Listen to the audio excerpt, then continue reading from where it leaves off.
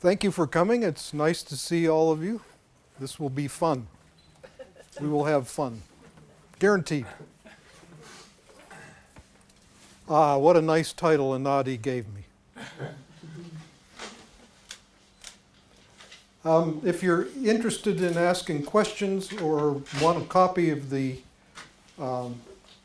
slides, this is my email, joshman@aol.com, and I would be happy to send you or answer questions that come up as you think about this week after week, month after month. I dedicate my presentation to some of my dear colleagues who aren't with us anymore, Candace Pert, Maywan Ho, and also Mari Pressman, psychiatrist from Philadelphia. We wrote an interesting paper together about the biophysics and quantum physics of intuition.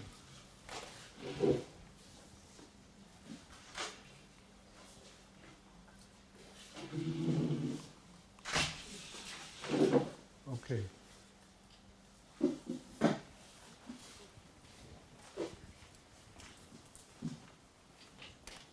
I'll begin by telling you that it's exciting to be here because a couple of years ago, Martin Paul made a presentation here, which I've watched several times, which is very interesting and very important.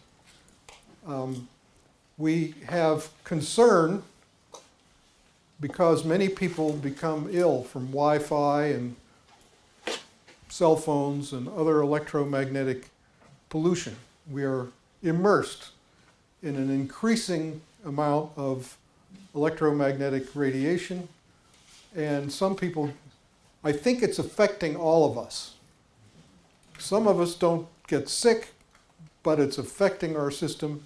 Some people become ill, and some people become very ill. And they go to the doctor, and the doctor doesn't understand what's happening and prescribes what doctors prescribe, something that will treat the symptoms, which may be severe headaches or nausea or a whole variety of symptoms, and they get worse. Plus, they have the side effects of the drugs. So it's an important matter for many people. There is, in the United States, there's an American Academy of Environmental Medicine. These are doctors who understand this phenomenon and can help people. Most physicians have never heard of the American Academy of Environmental Medicine, so they don't have any idea. The talk that Martin Paul gave here, right here, described how the regulatory standards, the levels that if it's below this level, you're safe. Those standards are way off by probably a factor of 10,000. So he began his presentation with the official position of the Norwegian government that electromagnetic fields can't harm you. There's no evidence, and it's controversial. There is evidence, lots of evidence, and it's not a controversy anymore. It's only controversial for those who want to keep it controversial, so that the public will think, oh, it's controversial. Well, I don't have to worry about that. So it's a very serious situation. Martin Paul figured out what is going on. There's a paradox that very tiny electromagnetic fields can have healing effects. They can stimulate the repair of bone, for example. But if the frequency is wrong, they can have harmful effects. Why is that? What's going on there? And he figured it out. What's going on is this is a little technical, but don't worry about it. It's the voltage-gated calcium channels. These are channels on the surface of every cell that regulate what the cell is doing. They're very important regulatory molecules. And they are normally signaled by hormones and by light coming from hormones. This is not the conventional way of looking at it, but hormones do not do what they're supposed to do. Hormones are supposed to diffuse from a place where they're secreted, diffuse randomly. I call it the drunken sailor model. The cell secretes a hormone and it diffuses randomly. It's like the sailor who just got off the boat and is trying to find the pub and has found one and now is trying to find the next one. That can't work, and I'll explain why that is. So our conventional models of how the body is regulated are wrong. In fact, I've learned many things in my career. It started about 1980. I began looking at alternative medicine. I had to learn physiology, and I had to relearn physiology because much of what's in the physiology books is wrong, out of date, very out of date. It takes a long time for new information to get into medicine, and that's a big problem. And there's resistance to new information. So I've learned a lot of things. I've learned a lot of alternative physiology. We have to rewrite the books, but nobody's doing that. So, some books. And regulatory biology is very important. Try to find a medical book on physiological regulation. Nobody talks about it. It's probably the most important aspect of medicine is regulation. All diseases and disorders occur because the body isn't regulating properly. The body isn't doing what it knows how to do for some reason. This should be studied. It isn't studied. Very, very few investigations. So Martin Pall found that these regulatory channels on cell membranes that regulate all sorts of processes are extremely sensitive. This has to be one of the classic statements in all of science. He said, the information was hiding in plain sight, but nobody looked. And the information that he found and put together is dozens of studies that show that a signal, a very tiny signal, can activate a cell at a very low level of energy, very, very low level of energy. And so what happens when we have this electromagnetic pollution is that the cellular regulatory processes get all confused and all kinds of weird symptoms are produced. You may wonder why I wear this shirt. I wear this shirt because I will tell you the story. I was in Barcelona for a conference, and I met an elderly gentleman who invented a device for protecting people from electromagnetic fields. What I liked about his discovery is that it was entirely intuitive. He was not a technology person. He wasn't into electronics at all. I like it when people do great things on the basis of intuition. It's fantastic. In fact, that's why I studied intuition with my friend Mari Pressman. So he developed this device, and he made a cooperation with a company called Pranen, Spanish company. They paid to have it tested in 5 different universities. The scientists tested it, it works.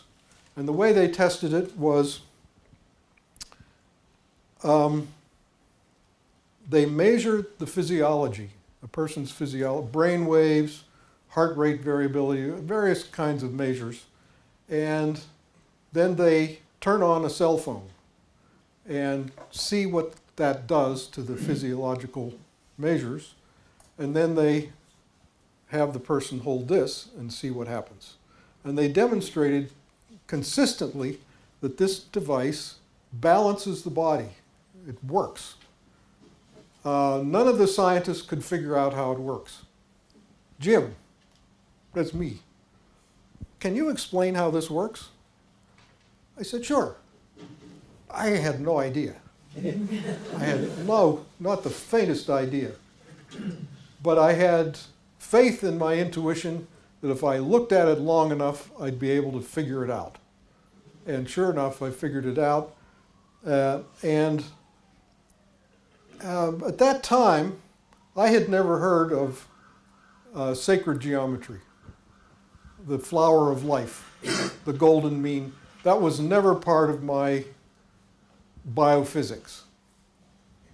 And so I counted this has a little symbol on it, and I counted the points on it, and I put it into Google, and up came sacred geometry. I thought, wow, that's interesting. And it turns out that this symbol is engraved on the walls of temples all over the world, every culture, ancient. Some of them are 5,000 years old. One in Egypt is 5,000 years old. Probably some are older. The ancient people knew that this symbol was important. And my job was to figure out, why is it important? And what I finally figured out was that it acts as a sort of a filter between the electromagnetic fields in the environment and our bodies. And this device works by converting the energy in the environment into frequencies that are good for the body, that boost the body rather than shut it down. So that was a great discovery. Actually, I have this one I carry in my pocket. I have one on my cell phone. I'm not trying to sell. I'm not a salesman, by the way. I don't even know how to get these. But they gave me some, and I have one in my office, a big one that takes care of the whole office. And I'm telling you that because I think it's an important thing that we need to know. The levels of electromagnetic pollution are going up and up and up. They want technology to reach us wherever we are in the world. They're putting these frequencies in satellites so that no matter where you are, you can watch your TV, your favorite TV program. That's nice.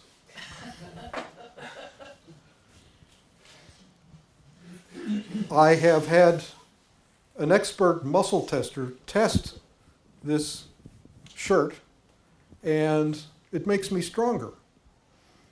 And the colors are important. I have one that's black and white. It's okay, but the colors make a big difference. So there's something going on with light frequencies, and this symbol. It's exciting, and Martin Paul talked right here, gave a brilliant, and you can find it on the web. If you look up Martin Paul and Oslo and House of Literature, is that what this is? Yeah. Yeah. You will find his presentation, and it's brilliant. He leaves no doubt whatsoever that we need to revise our safety standards if we're going to survive. Surviving is something that's very important I have to tell you about, which is earthing or grounding. Grounding yourself. Very important, very easy to do. Everybody needs to do it. It's so simple, it's ridiculous. If you don't do it, you're making a big mistake.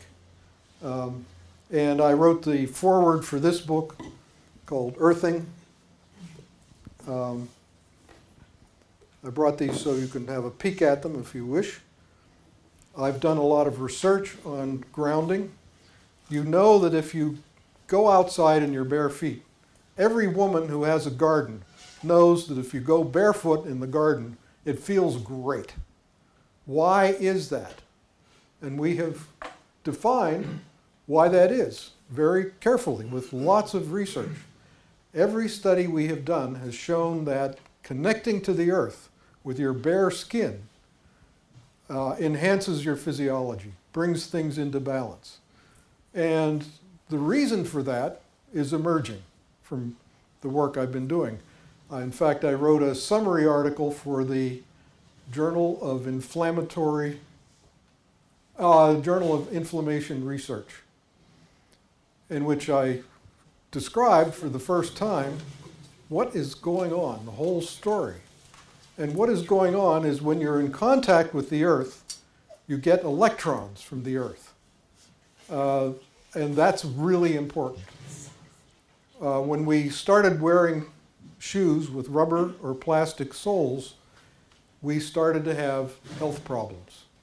And if you follow the sales of athletic shoes, Nike and Reebok and so on, over the last 50 years, if you follow the curve, growth of sales of these shoes, and plot it next to the growth in diabetes, same curve exactly. Inflammatory conditions, autoimmune disorders, every autoimmune disorder is benefited by connecting to the earth. I started to write something about this, and I said that earthing might be a cure-all. And my colleague said, not being grounded is a cause-all. All kinds of disorders arise if you're not grounded. And it's so simple, the best thing you can do is get a conductive sheet, put it on your bed, you connect the sheet to the grounding system in your home or to a rod stuck in the ground, and when you go to sleep, you're grounded. Very important. You will live longer, you'll be happier, you'll be healthier. Why will you live longer? Because the main theory of aging is the free radical theory of aging. Aging is caused by cumulative damage, caused by free radicals.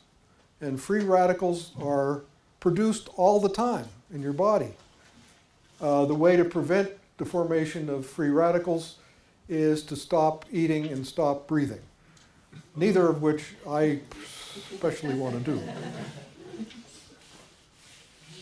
So we're constantly producing free radicals, and if your system is healthy, if your wiring is good, and I'll explain what I mean by your wiring, if your circuits are working, wherever a free radical forms, if you're grounded, it will be neutralized immediately with electrons from the earth. When I started this, I didn't know that the earth was a source of electrons. I didn't know that. I've learned a lot.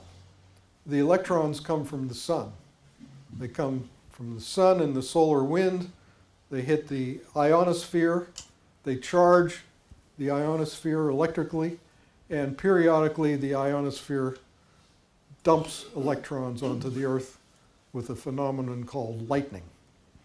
And there's no lightning right here, right now, but somewhere on the surface of the earth there are hundreds of lightning strikes per minute. They're bringing electrons to the surface of the earth.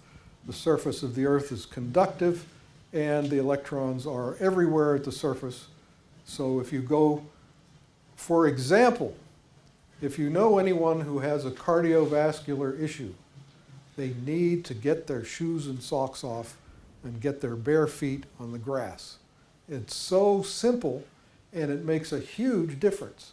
And the reason it makes such a huge difference is that all cardiovascular diseases, and there are a bunch of them, high blood pressure, peripheral artery disease, heart enlargement, called left ventricular hypertrophy, all kinds of cardiac issues arise because the blood gets thick and it's harder for the heart to pump the blood through the vessels.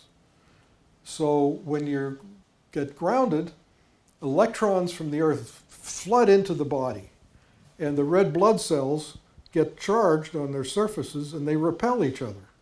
So there's no clumping. And we've shown this with careful studies. And this makes it much easier for the blood to be circulated and is a great relief for all kinds of cardiovascular diseases. No side effects. Do it. It's great. So I've been working, it's exciting to work on a project that can affect the lives of millions of people. Everybody needs to be grounded. Don't hesitate. Get grounded. Just to give you an example,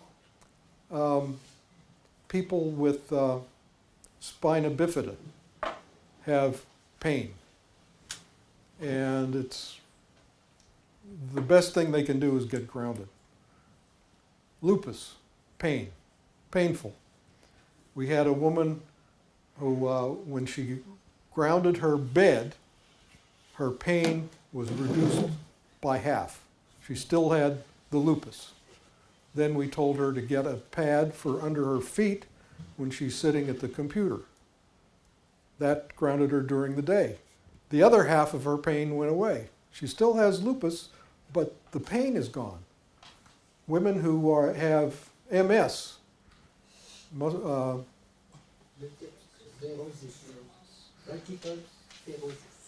yeah, women who have MS go running out in the street screaming.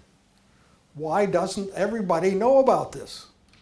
It doesn't cure MS, but it takes the pain away and they can move and survive.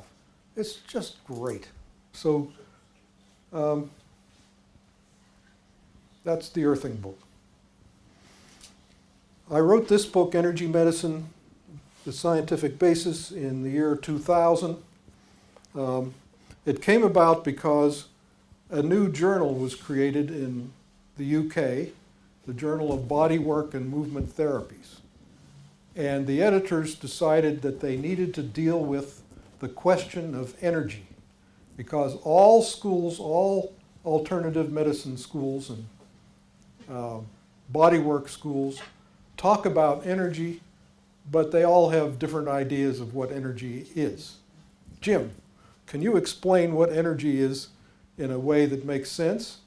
Can you explain the energy that's used in MRIs and things like that? The electrocardiogram, can you fit this picture together? And so I did. And I wrote a series of articles. I think there were a dozen of them that appeared in the journal.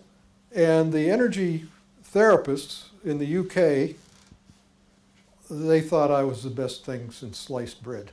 They were so happy to have some validation for their work. It makes a big difference to have validation, because a lot of these people were considered to be crazy. They were helping people, making them better, but what is energy? What is this energy stuff?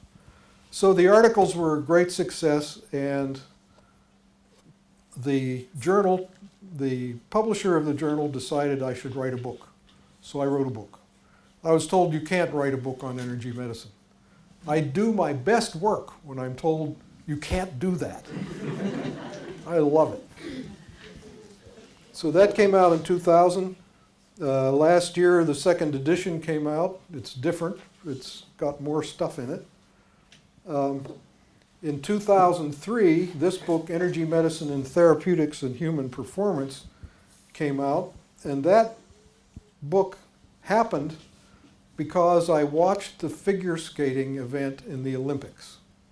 I just love figure skating. It's beautiful. And a woman, her name, a Japanese woman, Midori Ito, came out in for going for a gold medal, and she did an amazing performance. I mean, just usually athletics on TV doesn't get you emotionally. That really grabbed me. She was so relaxed, her face was calm. She just knew exactly what she was going to do, and she did it perfectly. She was the first woman to do a triple axel in the Olympics. Totally calm, relaxed. What is that? I wondered, what is that? What was going on there? And I learned that there's a concept of the zone. And athletes and performers have this idea of, it's a state of consciousness when they are really connected with themselves and with the environment and everyone who's watching. They're just totally connected, completely relaxed, and they do a perfect performance. And what is that? What's that all about? And therapists, people who work on patients, sometimes, not always, have a remarkable experience where they feel like the whole world falls away and they're totally connected and magic happens. So therapeutics and human performance. And out of it came a concept of systemic cooperation. When every cell knows what every other cell is doing, when every molecule in the body is participating in whatever it is that you're trying to do. So that's why I wrote that book. I had to figure out what was happening. I wrote it like a Sherlock Holmes mystery. At the beginning, I listed a bunch of ideas, phenomena that happen in alternative medicine that superficially don't make sense. And by the end, Sherlock had figured out what all these things are about, how they work, and I covered a lot of mysterious, wonderful phenomena that take place in alternative medicine.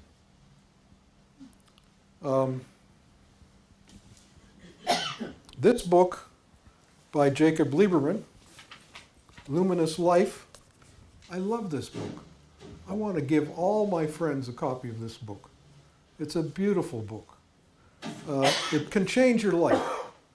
Sometimes a few words can change your life, and this guy has the words. And he honored me by asking me to write the foreword, which I did. And recently I've gotten involved in some very challenging quantum physics. I discovered that quantum physics has kind of been taken over by the mathematicians, and they have made it so obscure that nobody can understand it. I bought a book, Quantum Mechanics for Dummies. I opened it up, it was full of equations. It went into the fireplace.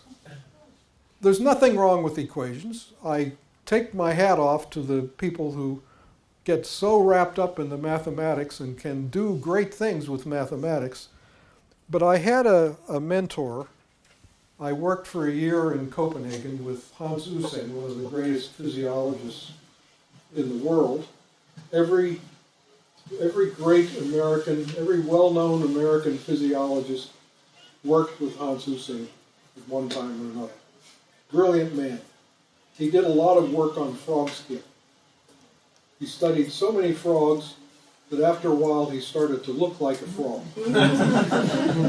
Wonderful man, very kind man. And one day he said to me, you know, if you understand your equation, you can explain it in English. Really? I like that. So I want to see the explanations in English that I can tell you about, and you'll understand them. And I'll understand. So that was my passion. And it turns out that these mathematicians who took over quantum physics never learned the lesson that you can explain your equation in English. They never learned that. So lots of obscure writings, but I want to understand. And finally I found one. This is an overview of twistor, string, and quantum theory, mapping Minkowski space to twistor space. By the time today is over, you'll understand what they're talking about, I hope. And it gives equations, but it explains them. One of the questions I had, one of the greatest papers in the history of physics, was Albert Einstein's 2016 paper, 1916. It's a little over 100 years old. He gave a talk at the Prussian Academy of Sciences in 1915. It was published in their journal in 1916. It's regarded as one of the most beautiful papers in the history of science. And he explained gravity. And his explanation that gravity occurs because of curvature of space has stood the test of time. It's been tested many times. It's generally accepted. And that doesn't happen very often. Physicists don't agree on much of anything. They pretty much agree that Einstein's theory is correct. And he had a field equation for gravity. And that's what the mathematicians took hold of and created a mountain. I think it's job security for them. I mean, they make all this stuff that nobody understands but themselves. And I talked about this. I gave a talk about it in Germany a couple of weeks ago. And one of our heroes in the world of light, Marco Bischoff, you know Marco? Yeah. What a great man. What a guy. He has written the book on biophotons. It's in an obscure language, German. I want to get it translated so I can read it. It's not translated. I'm trying to find a translator. Anyway, I talked about whether Einstein's field equation for gravity works. I mean, it works at the giant scale of the cosmos, and it explains how the moon moves around the Earth and how the planets move. It explains astrophysical phenomena beautifully, perfectly. Does it apply locally to small scale, this level of cells? I didn't know. I found out that it does. But I went through this lecture in Heidelberg and going over all the possibilities. And on his way out, Marco handed me this, which is microscopic and macroscopic quantum vacuum. It's what I was trying to say. He has been there. What a guy. Way ahead of me. Way ahead of me, that's for sure. Marco is such a scholar. He knows many languages. It's not fair. Because I only know English. But he knows English and German and Russian and so on. And he knows. I did tell him once something that he didn't know. I was so proud of him.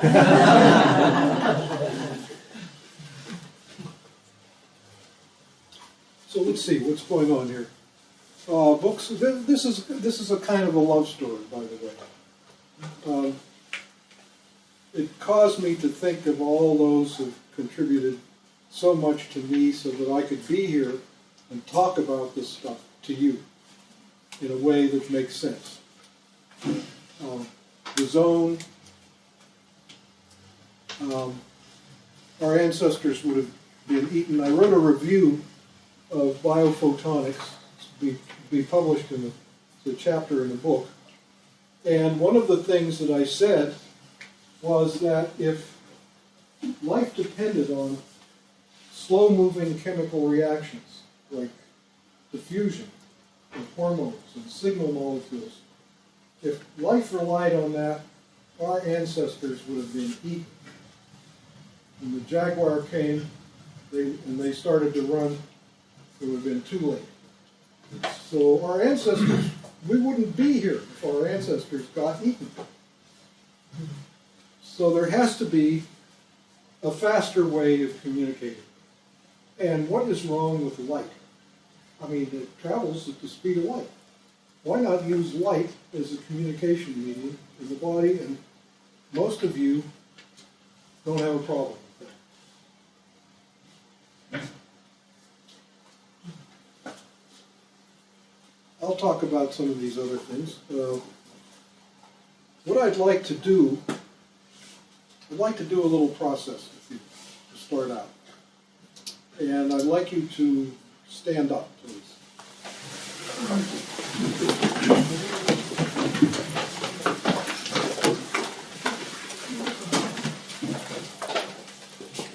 This is a heart process. And I'm going to talk about the heart and what the heart can do and how the heart connects into via light. The heart connects via light to everything. We connect to each other. We connect to the whole cosmos through our hearts. I'm going to tell you that I think the heart, your heart, is the center of the universe. And when we're done, I hope you'll agree with that, or you'll at least consider it. So in this little process, you need to wiggle. The idea here is to get your whole body into the heart space. And we're going to begin by reaching up, and we're going to get the grapes off the top of the grapevine, up on your tiptoes.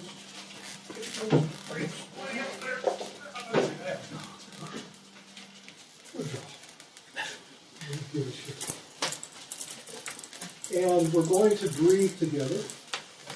Once in through the nose and out through the mouth. When you exhale, your cheeks pucker. It's like this.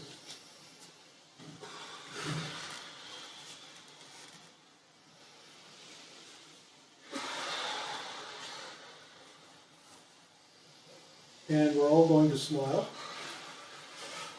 I want to see teeth, molars, back teeth. There you go. There you go.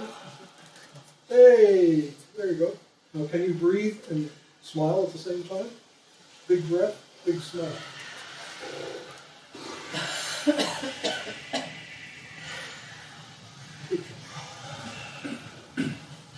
The big breath, by the way, has to fill your tummy. I learned this from the Tai Chi teacher. The first 3 times I did this with a group of people, somebody fainted. And the Tai Chi teacher told me that you have to have a belly breath, otherwise you can pass out. It's disruptive to the lecture. If somebody falls on the floor. Slows things down for a while.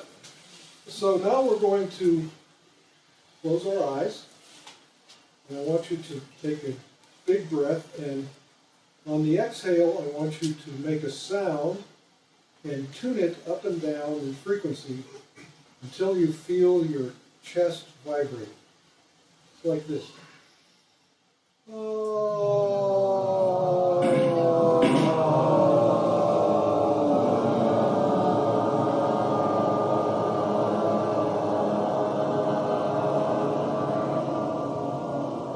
So for me, that's the sound that vibrates my heart. Try it again. Big breath, big sound.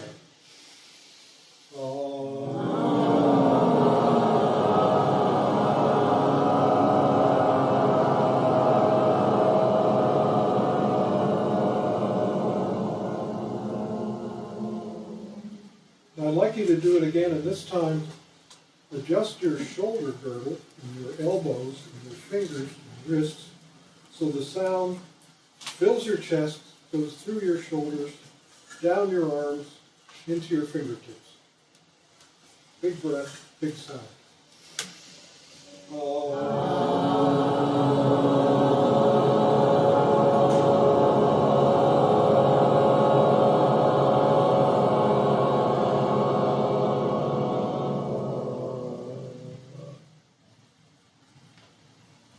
We're going to do it again, and this time I want you to roll your head around your neck while you make the sound. So the sound goes up in your heart, up through your neck into your head. Big breath, big sound.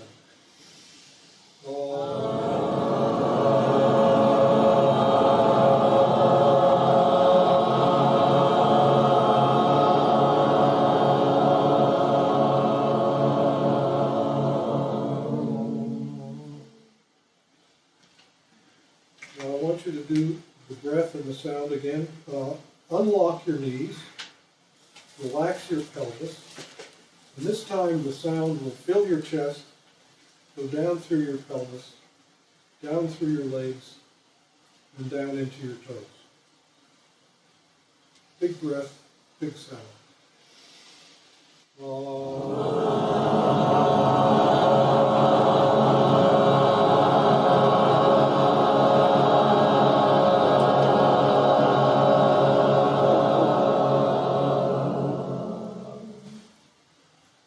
And let's do that one more time, and just adjust every joint in your body so that the sound fills your chest, fills your body to your toenails, to your fingernails, and notice that it vibrates all of this building and all of Oslo and all of Norway and the planet Earth, and the sound extends out into space to infinite distances. Big breath, big sound.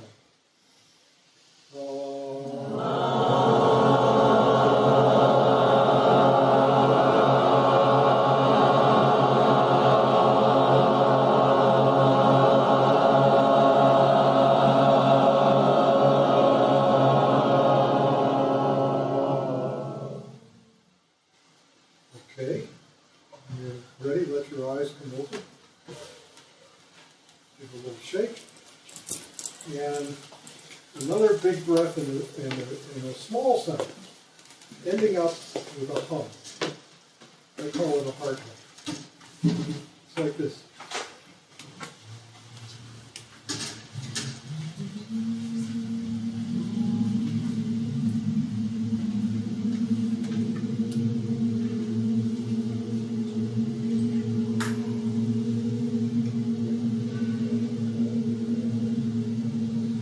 Take a look at your hands.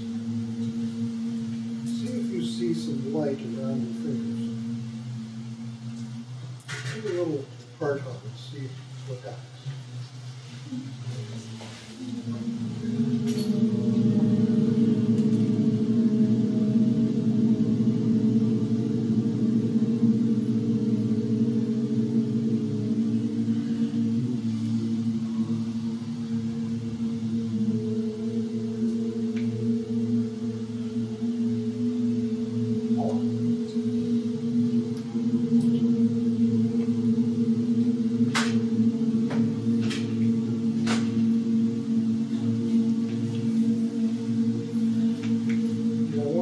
Stretch your arms out. Don't knock over the person next to you. Stretch them back so that the center of your chest opens up. That delicate membrane that you use to protect yourself from heartache. And take a look into the eyes of the people around you. Smile at them.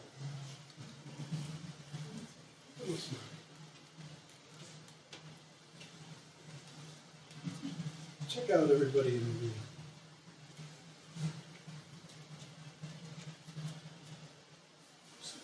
Oh, good job. Okay. Shake it. Relax. Sit back down. The heart hum can be a secret weapon. Yes. As it rambles, the sound became more and more enormous. That always happens. The more of your body gets into the sound, the more harmonious it becomes. It always happens. I'm glad you noticed. It's nice, isn't it? So the heart hum is a secret weapon if you're in a situation where someone is severely upset, do a heart monitor. It's secret heart monitor. See what happens. If you're having an argument with somebody and you can't agree about anything and there's just no common ground, do a secret heart monitor. Watch what happens. Of course, none of you ever get in arguments with anybody. If it happens, I suggested to my friend in England who's an acupuncturist, I said, put in the needles, hold your fingers over the needles without touching, and do a heart hug and see what happens. It was fantastic. She told me it was fantastic. It just greatly increased the energy flowing through the meridian, which is a good thing if you need to open up a meridian. So it's something to experiment with. Easy to do.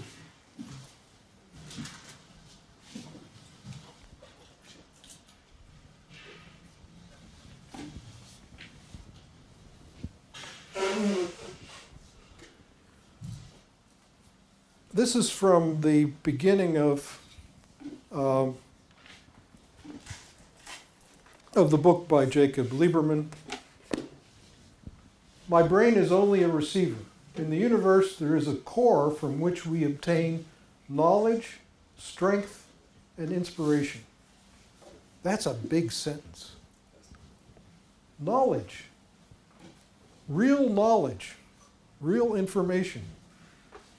Strength, the strength we need to do what we need to do.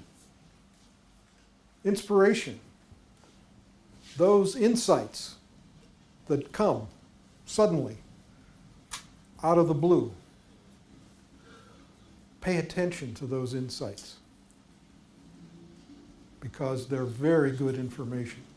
They're coming from a place, from the core of the universe.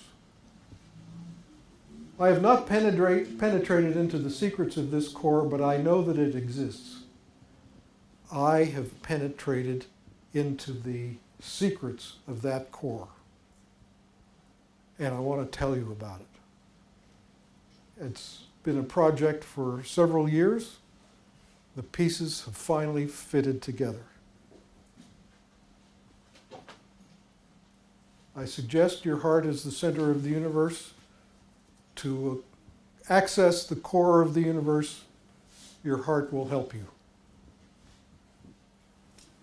The heart is not a pump. The heart is not a thing. Here's an article, a good article on the heart is not a pump. A refutation of the pressure propulsion premise of heart function.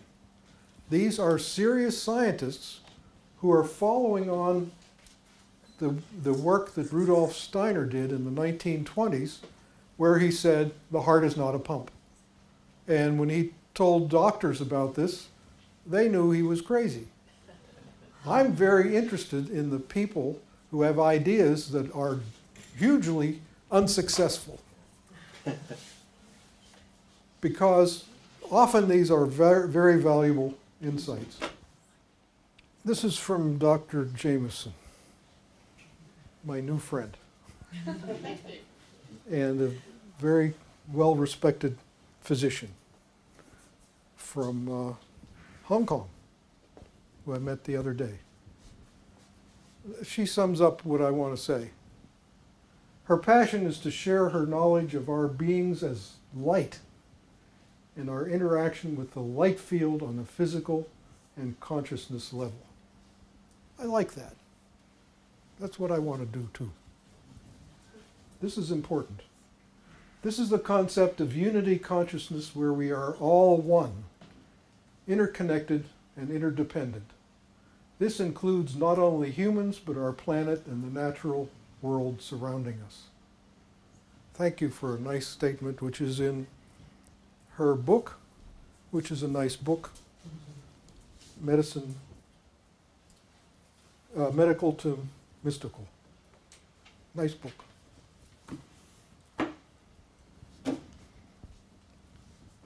This is the coming age where we and our other beings on this planet discover their interdependence, that we are all part of each other. Can people experience that? I believe they can. I believe the work with light leads in that direction. I believe that it can happen in a breath. Take a nice, conscious breath and see if you can sense your interconnectedness to the total fabric of the universe.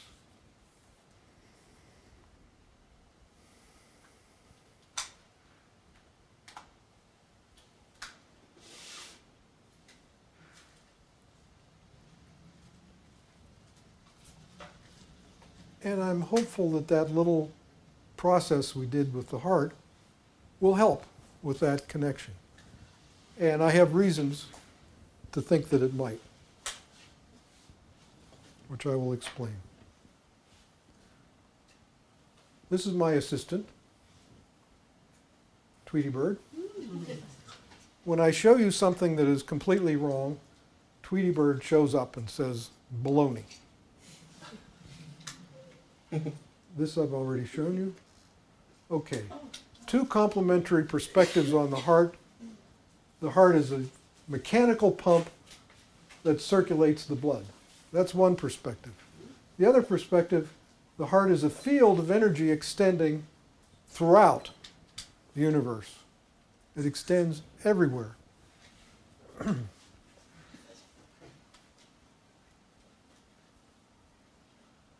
I'm going to tell you that what pumps the blood is light. There are good reasons to believe that from very recent research. Your heart is the center of the universe. So this started in 1920 when Rudolf Steiner lectured to physicians that the heart is not a pump. They, of course, knew that he was crazy. He had the idea that the blood was propelled with its own biological momentum. What does that mean? What could that be? And this can be seen in the embryo. And this was done in 1932. A Harvard embryologist was studying the development of the circulatory system in a chick embryo. And chick embryos are very widely used in studies of embryology. You take a fertilized chicken egg, you open it up into a dish, you look at it through a binocular microscope, and you can watch as the organs develop, as it becomes a chicken. And what this fellow noticed, that the blood was flowing before the heart was beating. Interesting. What distracted him was the spiraling of the blood. He was just totally taken aback by that. And he didn't realize that what he was observing was demolishing the theory on how the blood circulates. The blood was circulating without the heart pumping.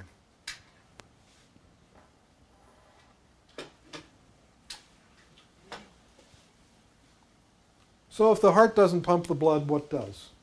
And the answer is light pumps the blood. And here's how we know this. This is from the work of Gerald Pollack. I've been to lectures all over the place, conferences where he talks and I talk. We've become good friends. His work is amazing.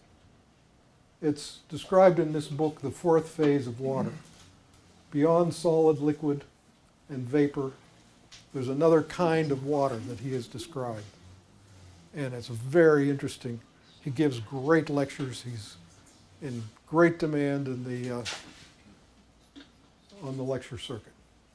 What he discovered is there's a kind of water that is close to surfaces, which he calls exclusion, EZ water, exclusion zone water. And what he means by that is the water next to a surface next to a hydrophilic surface with charge plus minus with charges, the water becomes very highly ordered like a crystal. And there are no dissolved substances in it. If you apply a dye, the dye can't get in there. The dye is excluded from this zone. And it extends far away from, for example, the surface of a cell. This is fantastic. Fantastic discovery. Looked at closely, you can see that the water molecules form, they form clusters that are like a crystal. It's like a crystal. It's amazing. Here's the exclusion zone. Here's a piece of plastic that is perfect for demonstrating this. This is the exclusion zone, and light increases the exclusion zone. Light makes it bigger. And the spectrum, he did check different frequencies. Infrared is the best frequency for expanding the exclusion zone. You okay? He was meeting with an important visitor in the lab, and one of his students came running in, and he said, I got to tell you, I got to show you something. The guy put a gel tube underwater, and he saw that water was moving through the tube on its own. The water was moving in one end and out the other. That's very strange. And sure enough, and so here you can see they added particles. This is one surface, this is the other surface, and they added particles to the water, and you could see that it was flowing through this tube, seemingly on its own. Just kept on going. Here it is. This is the gel tube. Here's the water with the microspheres, and they just keep going through it like it was a pump. What was making this happen? And it turned out to be light. Work is being done. Water is moving through the hollow tube. Energy is required. Energy is being absorbed somehow. Water transduces light energy into the movement of the particles through the tube. Well, it turns out infrared light is everywhere. If you turn out the lights and could look in this room with all the lights turned off, with an infrared camera, you would see everything is glowing. Everything above absolute zero temperature is emitting infrared light. So it's everywhere. It's inside of us, it's around us, even in the dark. Chairs and mousses and rocking chairs and sofas and everything, people are emitting infrared light. This is a capillary. This is a blood capillary. Capillaries are so small that red blood cells sometimes have to go sideways to get through them. There's a big problem in circulation. The problem is, how does the blood get from your feet up to the heart? How does it get back up to the heart? The heart is not a suction pump. It doesn't suck on the circulatory system. There's no, you can measure the pressure at where the veins come into the heart. It's not sucking. The standard model, it's in all the physiology books, is that there are veins in the legs that have one-way valves in them. And when you contract your muscles in your legs, it forces blood up through the veins, and then the one-way valves prevent it from coming back down. So every time you move your legs, you pump some blood back towards your heart. Another possibility is when you breathe, the change of pressure in the thoracic cavity pulls on the veins and expands them. You can prove that these two things can't work. All you have to do is stand still. You can't really stand still. The truth is, people have measured what happens when you think you're standing still. They do this by attaching a little arm with a pen on it, on a piece of paper, and what you see, if I think I'm standing still, is I'm actually tracing out a pattern.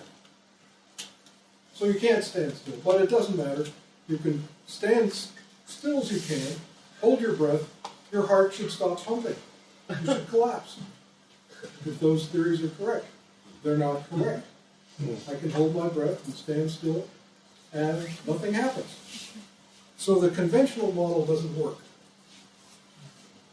The model from Pollock, and I like it, because we're loaded with capillaries and with lots of blood that's trying to get through them. The idea that the energy from light is creating exclusion zones, which is propelling the water as it did with the polyacrylamide or Nafion tube. There's a video of blood flow you can watch. I don't know what the source of the Wi-Fi in this room is. I don't think it'll come up. But anyway. Yes, if you want to, you can. And maybe after the break we could do that. I have a couple videos from the web. So part of what this is about today is demystifying the biofield, fields of light.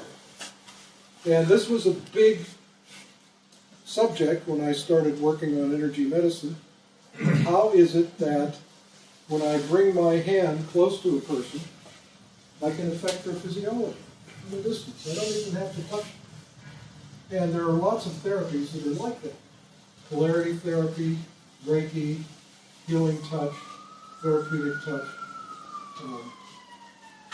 A lot of therapies, you can touch the person, but you don't have to. And I like that because it's such a different reality than what most people are used to. Most people think that their body ends at the surface of their skin.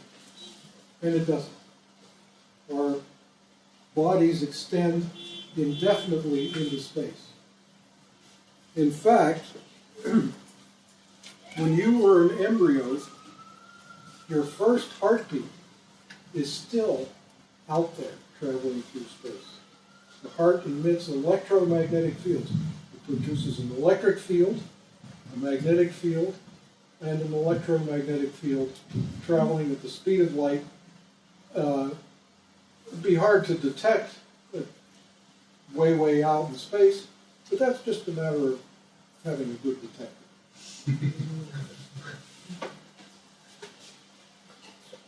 So I wanted to demystify energy field interactions, and the big reason for this is physicians usually don't know much about physics. And so when you talk to them about energy fields, they draw a blank. They just don't know what you're talking about. So I wanted to demystify it. So these are classical laws of physics. And this diagram, I like this diagram. It's from a book by Richard Gordon on polarity therapy. I got this book when it came out in the 70s. And I learned sort of a little bit about polarity therapy, enough that I could do polarity therapy, a simple form of it, on my friends. And it was great. It worked. And you don't have to touch the body.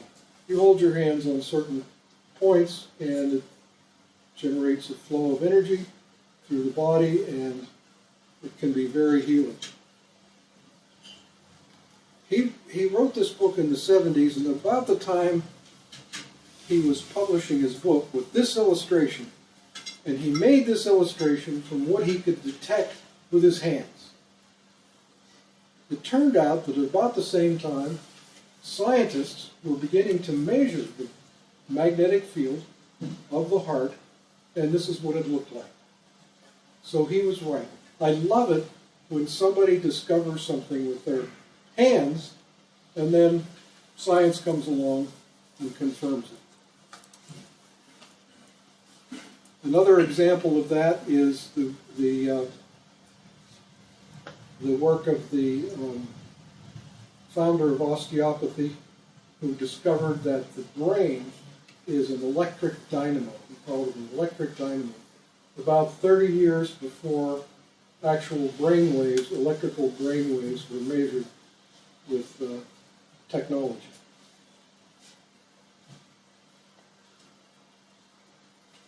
So what I'm going to describe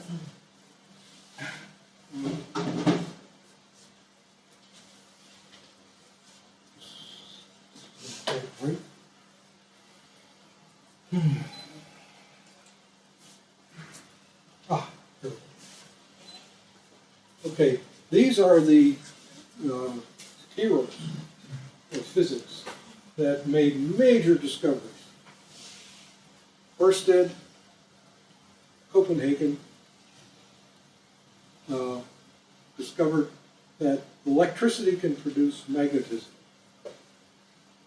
Ampere's law defines this mathematically. Faraday, the opposite of Ørsted's discovery, you can get electricity from magnetism. And James Clerk Maxwell, electromagnetism, his study of the electromagnetic field, his description of the electromagnetic field was regarded by Einstein as the most important paper in the history of physics. Very, very important work. Ampere's law. Electricity can give rise to magnetism. Here's what Ørsted did. He had some compasses on his lab bench, and he had some wires, and he had some batteries. And he connected a wire to a battery, and all the compass needles went, "Zoom." That was a huge discovery made by accident. And so here you have, here's a wire. These are compass needles. They're all pointing towards the North Pole. You pass a current through the wire. The current is coming out. The dot signifies the current's coming this way, and the compass needles form a circle around the wire. So electricity can give rise to magnetic fields. The description of this is called the right-hand rule. You point your thumb of your right hand in the direction of the current flow, and your fingers curl around the wire in the direction of the magnetic field. Every electrician learns this, so it's quite real. And Ampere made an equation. I won't get into the details. It just describes very accurately the amount of field produced at a point, a particular distance from a wire that has current flowing through it. Faraday's law, the opposite, magnetism can give rise to electricity. Notice that the electric field induced by the movement of the magnet is only present while the magnet is moving. When it stops inside the coil or outside the coil, the electric field goes to zero. What this means is if you're holding your hand next to a person, your hand is producing a magnetic field. Why? Because the blood is being circulated, the heart produces electricity, so your hands are producing, your whole body is producing a magnetic field. And if you hold your hand steady, if you're not moving, if it's not a moving magnetic field, there's no current induced. If you move your hand, you induce current. These are little things you can learn about hands-on and hands-off work. That make sense? Yeah. It'll make a difference. And since your heart is beating, the field coming from your hand is pulsating. So it's inducing an alternating current into the tissues of your person you're close to. Electricity gives rise to magnetism, magnetism gives rise to electricity. An important example where this works is that the circulatory system is a very good conductor of electricity. So electric currents are going up and down through your circulatory system with every heartbeat. And that is likely to produce a field like this. This is the cover from a symposium held in Boston in 2004 on biomagnetism. While many physicians don't know that there's a field of biomagnetism, very sophisticated scientists get together every other year. This one was in Boston. This is on the cover of the proceedings, and it shows an image. So this is accepted. Basically what I'm saying is that this is accepted by medical science, although most physicians aren't aware of it. Einthoven recorded electricity from the heart using the sensitive galvanometer. He got the Nobel Prize. It was tricky to do it. The field was very weak at the time. We now know that the field of the heart is the strongest field in the body. So the strength of the field, strength versus weak, is more a story of our measuring instruments. Yeah. We have this concept in biophotonics of ultra-weak photon emission. It's ultra-weak to us because it's challenging to measure the photon emissions from the body. To cells, it's not ultra-weak, it's news, it's information. I think that's an important point. Cells are really listening to the photonic field.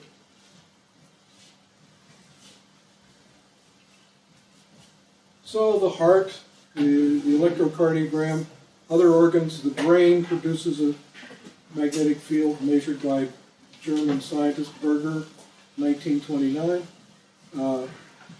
The myogram, every muscle contraction, produces an electric field.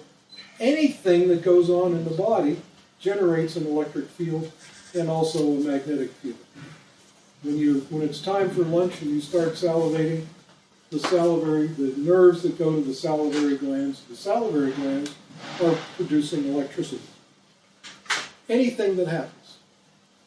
This is Einthoven's first electrocardiogram, weighed 600 pounds. Wow. Took 5 people to operate it.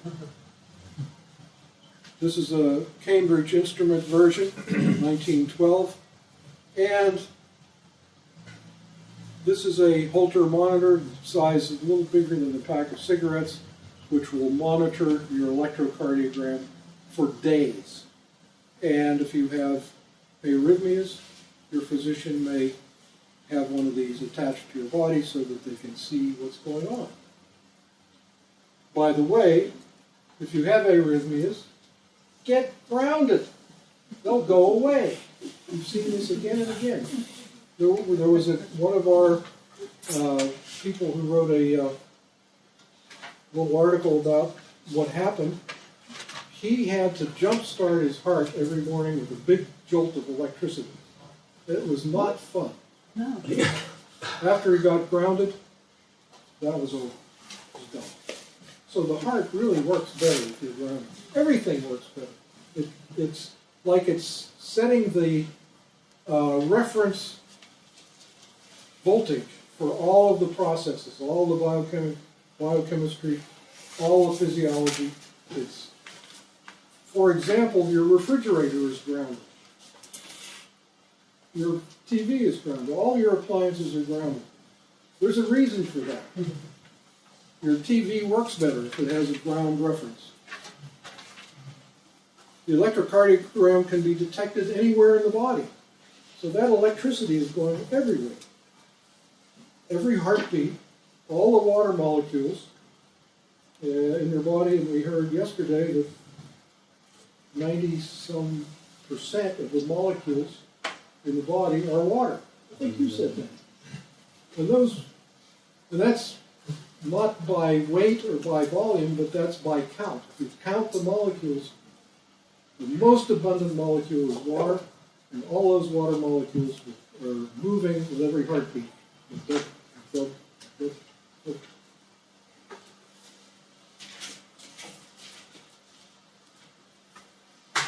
This started in 1963. I actually met this fellow at one of the conference in Boston. He was the surprise guest.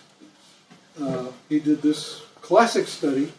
They went out into a field. They used 2 coils of 1,000,000 turns of wire out in the field away from any interference, and they were able to detect the magnetic field produced by the heart. They knew it had to be there because the heart produces electricity. It had to produce magnetism. Nobody had measured it. They did. The heart's field is about 1,000,000th that of the Earth's field. And the same year they were doing that, a graduate student, Cambridge University, in the Cavendish Laboratory. Cavendish Laboratory actually did some work in the Cavendish Laboratory. Every time I went in to use the electron microscope in the Cavendish Laboratory, I walked past the apparatus that J.J. Thomson used when he discovered the electron. And then I walked a little further and I walked past the apparatus that Lord Rutherford used when he discovered the nucleus, the atomic nucleus. I mean, that's pretty exciting for scientists to see this historic stuff. So anyway, this fellow, Brian Josephson, suggested that electrons can tunnel through an insulating barrier. And this led to new technologies, important technologies. He got the Nobel Prize in 10 years. Pretty good pace for the Nobel Prize. Yeah. The basic discovery is, and this is done at very low temperature, supercooled liquid helium temperature. And this is a coil of wire, and there's a gap. There are 2 gaps.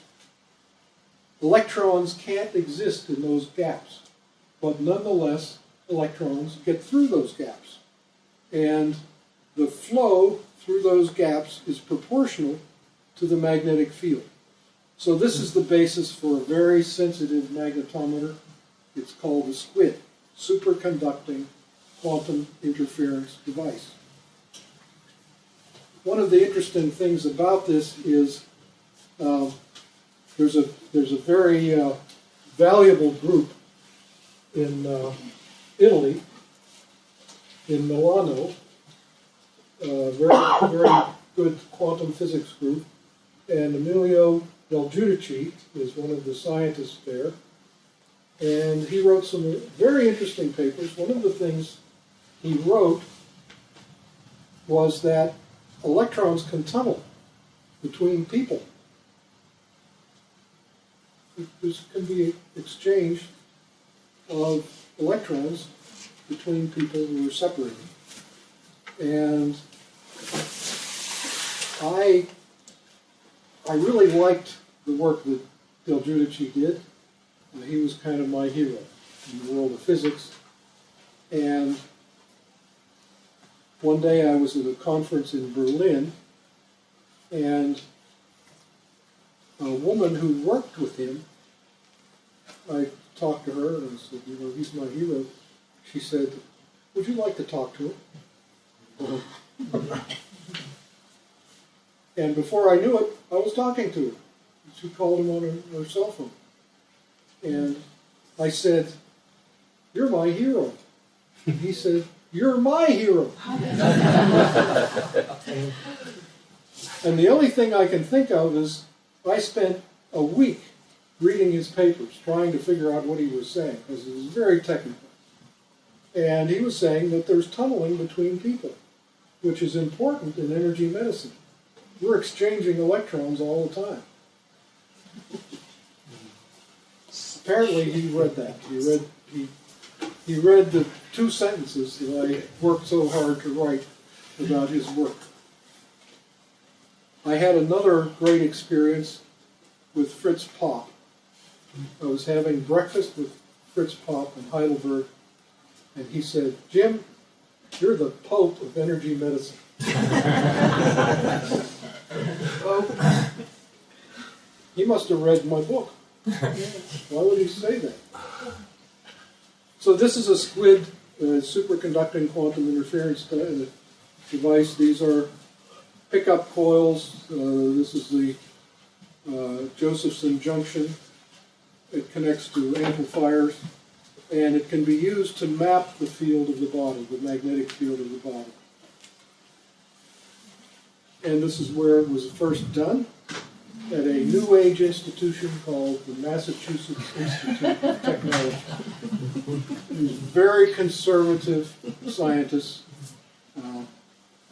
The Francis Bitar National Magnet Laboratory, they made a shielded room so that the Earth's field is, people think that the magnetic field of the Earth that causes the compass needle to point to the North Pole, they think it's the steady field. It isn't. None of the fields are steady. Gravity is not steady. Gravity varies from place to place. The magnetic field varies from place to place. So if you're going to measure the field of the body on a person, you have to make a very sophisticated shielded room.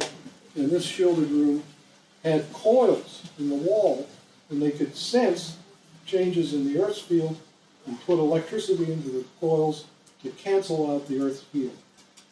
$1 million shielded room. And here are the first magnetocardiograms from 1961, signed by David Cohen and the others who did this work.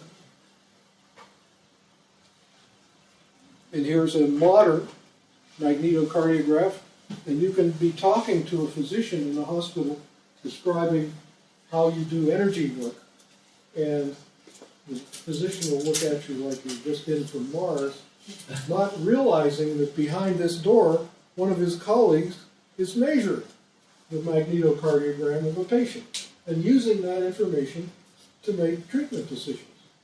It's a diagnostic tool. Here's another one. And this is a field that's mapped out using the magnetocardiogram. And this is the SQUID.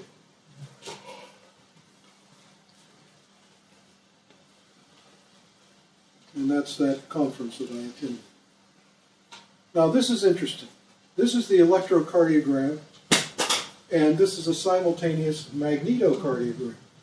And the magnetocardiogram has more information in it. This means that what you can sense from a distance without touching, you can sense the magnetic field of the body. You're getting more information than anybody would get by putting electrodes on the body's surface. And the reason for that is the following. The magnetic permeability, the magnetic fields go right through tissues, whereas the electric fields have to go through different layers of tissue to get to the skin surface. So this means that what you can detect with your hand, and lots of people, lots of therapists can feel, and we're going to do that this afternoon. We're going to feel fields. And what I want to do is find out, and this is going to be an experiment that I've never done before, and I don't know what will happen, but I want to find out if we can determine how much of what you can pick up from a person. We're going to have a person on the treatment table. How much of that field is magnetic? How much of it is maybe light? Can you sense light coming from your body with your hands? Maybe some of you already know the answer to that. Do you? So the way Anadi wanted an experience, so the way I cooked this up was to get the idea of seeing what you can sense with your hands and seeing what you can sense wearing a black glove, which should block out light. That's the experiment I picked up, and we'll do that